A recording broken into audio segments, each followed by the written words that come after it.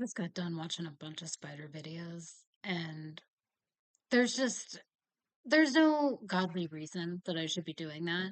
I hate them. I was screaming at the top of my lungs, of which I'm like fairly certain, my neighbors have called the police. Um, but yeah, it's like, why do I do that to myself? I know I'm gonna have nightmares later about it.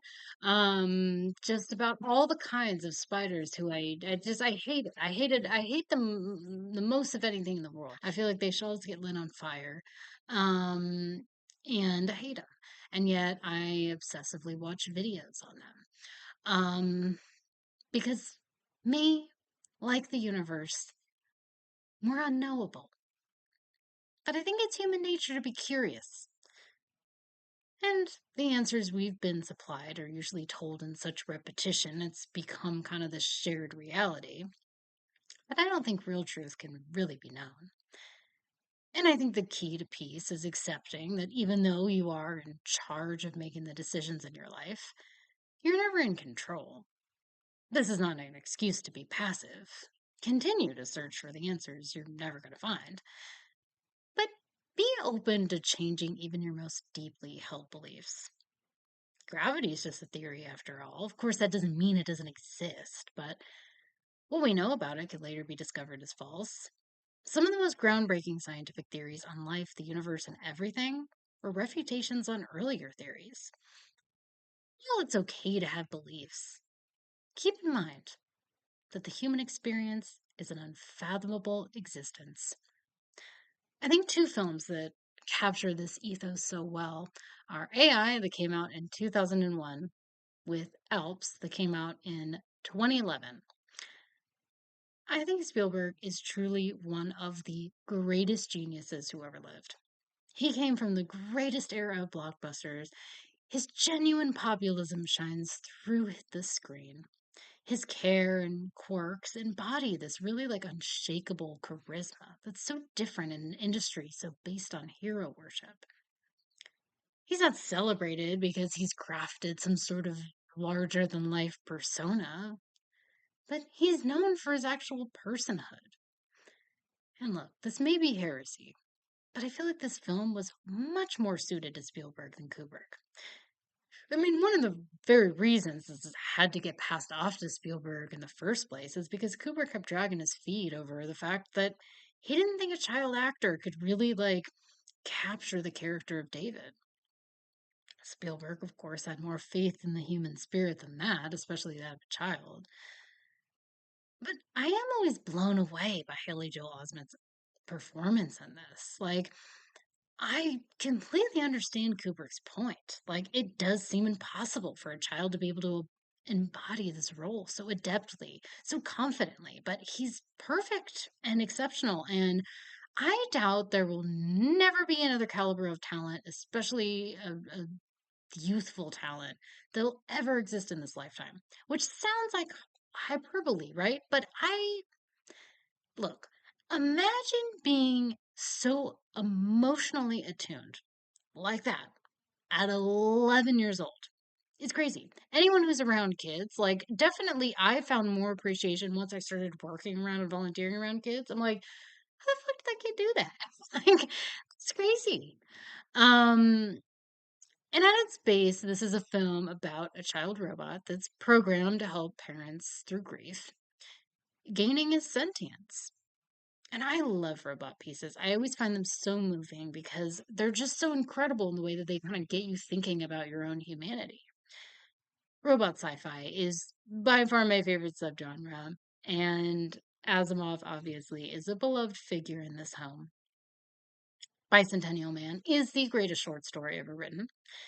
The Robots of Dawn, being my favorite of Asimov's robot series, investigates this idea of roboticide and when that should intersect with morality and law. And it lays a real philosophical foundation for plenty of his other series. And it also addresses the age old question of when existence becomes life. A short story of his that I just really love and I think about like almost all the time is called That Thou Art Mindful of Him. That came from like a psalm in the Bible. And it's like this deeper examination into his three laws of robotics. But the story centers around like robots being introduced to Earth. Like they've been used on space stations, but now they're coming to Earth. And it's sort of the recommendation that it's like, you know what, like for an easier transition, I think we should do like non-humanoid, maybe specifically animal robots, first and see how that goes. And I've always been really interested in the idea of animal robots. Um, I think like if you can imagine it, like think of a pet that couldn't get sick, that would never die, that would never grow old and suffer. And on the like easier side, you don't have to feed them. They're not going to go to the bathroom in your house. You got to leave for an extended period of time while you just shut them off. Or you bring them with you because they're not really an animal who's alive, they're a robot. Um, but I also think like think of the service animal implications that you could have. Like think about it. You could make a silverback gorilla service animal. I mean, the thing has opposable thumbs. It can fucking lift a goddamn refrigerator like it's a piece of paper. Um, and I just think like imagine like the companion animals for people who are too ill to care for themselves, let alone a pet. Um, but I always wonder, like, if we have robotic animals, like, would we still love them? And I think AI obviously brings this question up about human robots. But with animals, I think yes. I think because it's a different sort of love, right? The love that we have for our pets is a direct result of what we're willing to put into them. And while I may be biased and partial in this, I do think only smush faced dogs really have the ability to emote. And it's not that I don't think animals can feel emotion. Of course, I believe they do. And I treat all animals equally as creatures that should be loved. The real like emoting. I just feel like it's like you can't really tell unless it's like pretty extreme or it's an animal that you've like cultivated a relationship with. So you know their little subtleties. Because I can't tell you how many times like a coworker will pull out their phone. Look at my dog. Doesn't he look so disappointed right now? And it's like, I don't know, man. That just looks like a dog. It just looks like a dog sitting there. I don't know. Like it just doesn't look like anything, really. Um, but pugs, on the other hand, pugs are born performers. It's in their lineage. If you look up their heritage, they literally rose the ranks to being like in the laps of royals, to actually biting the dick of Napoleon and living for a short time to tell the tale. It did live a short time, but Napoleon did end up assassinating it. But it did for a long time push Napoleon out of his marital bed. I mean, it's like how do you rise the ranks of being so lowly and they're performers. Eventually they worked their way up to, being the court jester's dogs. So it's like they know how to manipulate emotionally and they know how to perform. And you could just see it in their face, the wrinkles in their face, the light behind those big, beautiful eyes.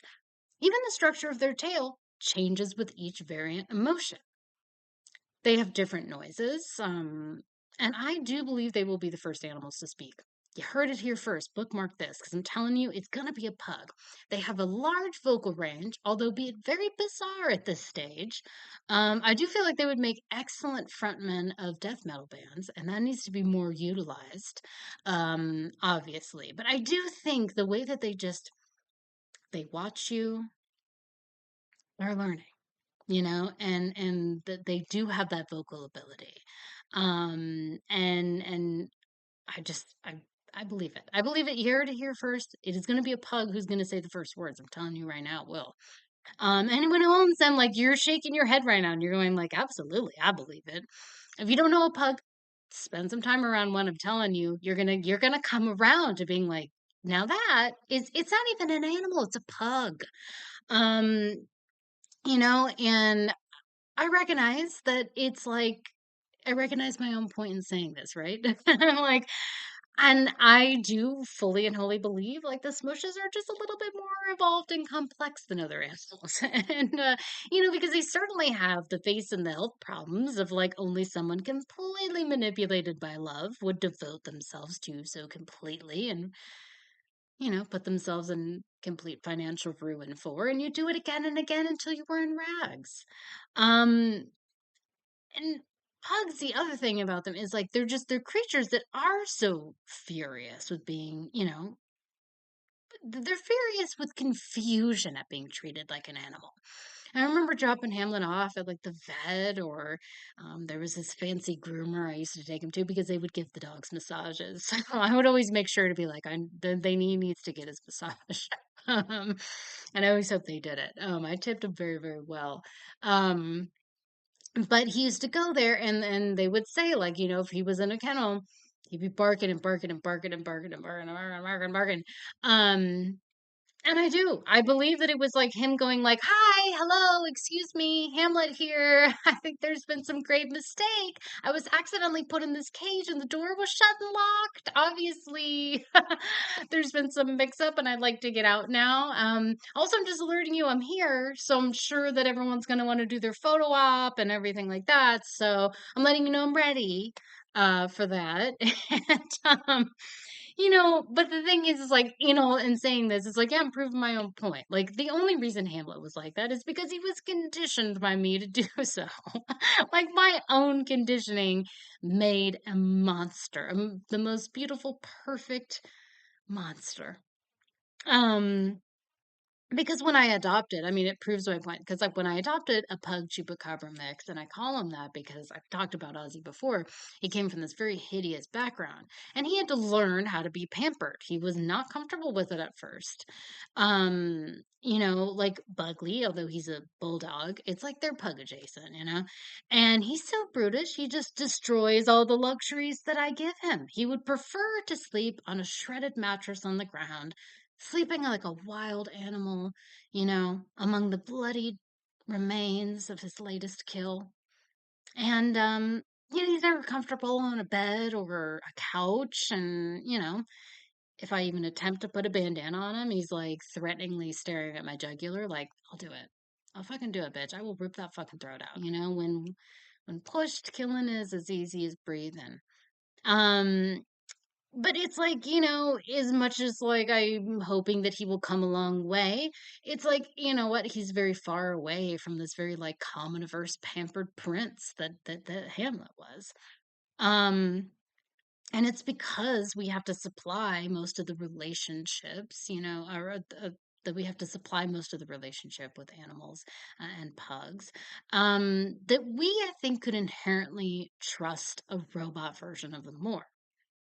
Because the most inviting and yet sometimes the most tragic thing about animals is it's all a guessing game. Like, we don't really know the inner mental workings of what's going on in their mind. So, I don't feel like it would feel that much different if they were just like cutely disguised machine learning devices. They're inherently doing the same thing that an actual animal would do, in the basis way. And I think that's what makes us trust them more. Because think about it, okay? I just want you to picture like a true to life little pygmy hippo walking down the street, or a Pokemon.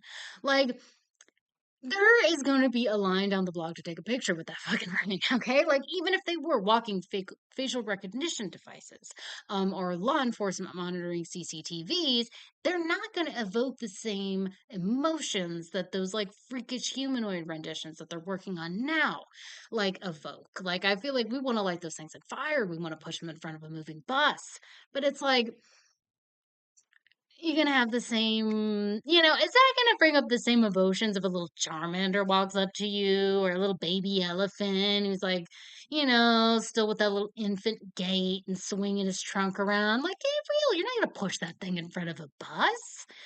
Um, so I feel like this is the running theme in AI.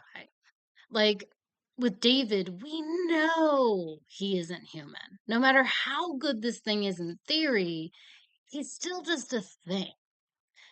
And I think what really it boils down to is that we don't understand ourselves enough to create a true programmable version.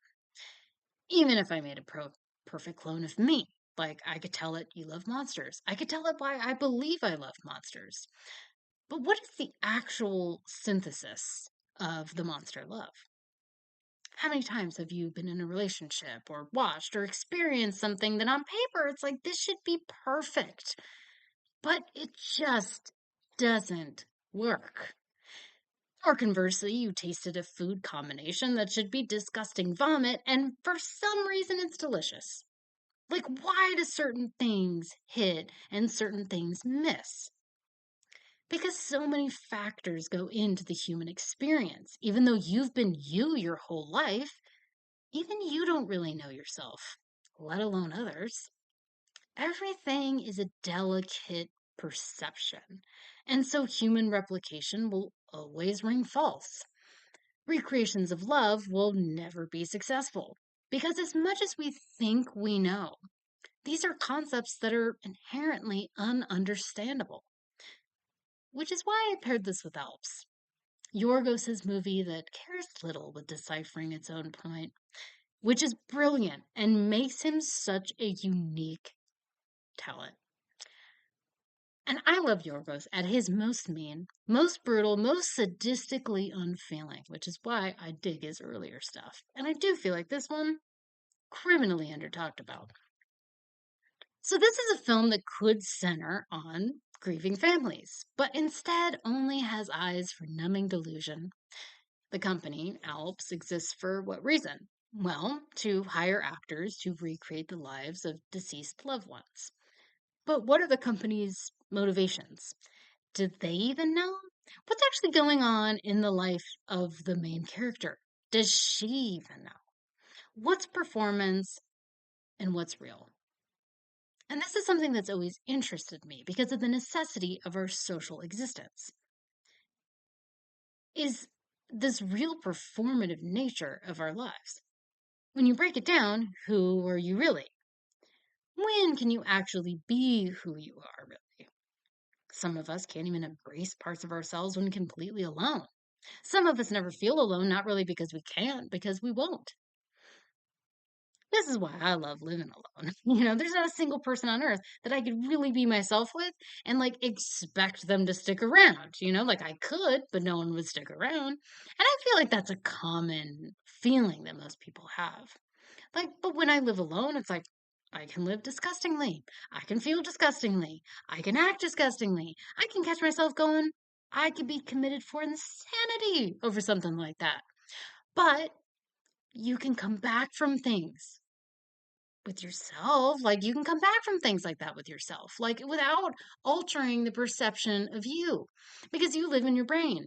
You know these are not the things that define you, or you're able to channel them into something that's palatable for others, but it's all a balance.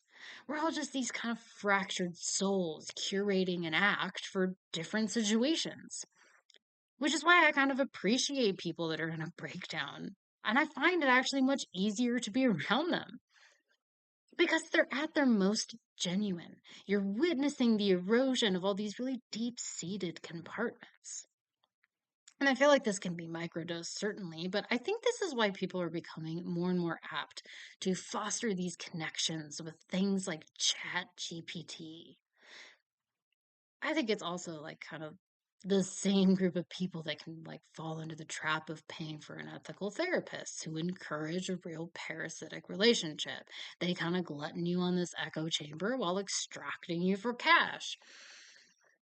And I feel like a machine in any type of way, yeah, okay, sure, it doesn't have the capability of judgment. So, therefore, it's going to beckon you into thinking this is a much more open conversation. But because it is unfeeling in any type of way, it ends up molding you much more into it. With this in mind, I do like to think about from time to time, like, is David an AI sentient after all? Maybe he's simply following his programming. But I think it's his need to be loved in return that shapes him as much more human. It's the ability to receive love that makes us our most vulnerable. We have to choose to believe it, even though it's more oftentimes a wrong belief. But I think it's further complicated by what we perceive as love and what is inexplicably soul level. I don't think we actually know anything about it. We all just have to go with the information that we have available to us and be open to influence when we receive more. People are mixed on Alps and AI for the same reason many humans hated Andrew Martin of Bicentennial Man. Meaning, we both revere and hate our own sentience. I think that humans can't understand a robot wanting to become a man because we resent their gift of simplicity. They don't have to think, their decisions are predetermined, they don't grieve or fail or yearn or ever feel helpless. And I think that identity can feel minimized when someone idolizes things we think they can't possibly understand. But do we understand them? Could we ever? We desperately want existence to be knowable, and our narratives, our analyzations, our hypotheses, experiments, and discussions to give us answers. But would actual simplicity give us peace? Or is every human kind of hardwired for exploration, like a madman on an obsessive quest? Do we actually want the answers that we seek, or is it the journey that gives us the excitement to power through? Like Douglas Adams already supplied us with, it's not the answer, it's the questions that give meaning to anything at all. The only thing we can answer for ourselves is this: believe what you want, but drop all pretense you will ever understand. And if you don't have anything to do with all the questions you have on hand, make art. Have a great time checking these two out, and I'll see you in the next one.